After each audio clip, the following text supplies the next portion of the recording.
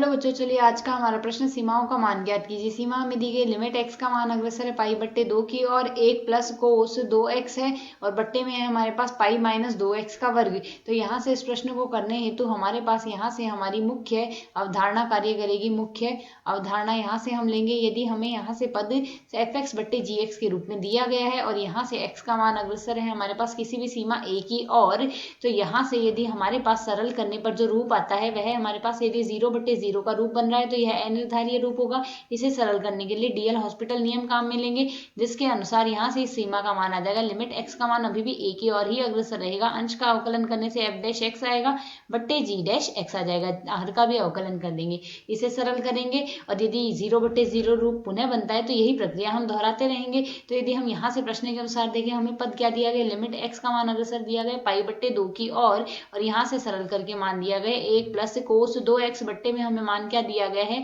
Pi minus 2x का square. तो यदि अब हम इसमें सीमा का मान प्रतिस्थापित कर दें तो यहाँ से हमारे पास क्या रूप बन रहा है, 1 प्लस कोस 2 पाई, कोस पाई बन जाएगा ये 2 से 2 कटकर और यहाँ से आ जाएगा पाई माइनस पाई का वर्ग बन रहा है। तो अर्थात यह हमारे पास 0/0 का रूप बन रहा है। तो 0/0 का रूप हमारे पास परिभाषित नहीं होगा, तो हमने इसका अवकलन करना होगा। तो यदि अब हम अवकलन करेंगे तो हम यहाँ से जानते हैं हमारे पास यदि x का फलन दिया गया x की घात n है तो x की घात n का x के सापेक्ष अवकलन आता है n x की घात n माइनस 1। साथ ही यदि हम कोस x का अवकलन करें तो यहाँ से यदि x के सापेक्ष अवकलन किया जाए तो मान आएगा माइनस का साइन x। तो यदि अब हम यहाँ से मान प्रतिस्थापित करें तो सीमा हमें अभी भी x का मान पाई बट्टे 2 की और ही अग्रसर रखेंगे। x का तो मान पाई बट्टे 2 की और अग्रसर हो गया। यदि आगे और सरल करें तो 1 प्लस कोस 2x है तो कोस थीटा का अवकलन हमारे पास क्या आएगा माइनस का साइन थीटा। तो माइनस का साइन 2x आ गया, साथ ही ये 2 भी है तो इसके गुणा में हम यहाँ से 2 और लगा देंगे। 2x का अवकलन 2 आएगा बट्टे में हमारे पास पाई माइनस x का वर्ग है तो जिसका अवकलन आएगा 2 गुणा में पाई माइनस x आ जाएगा।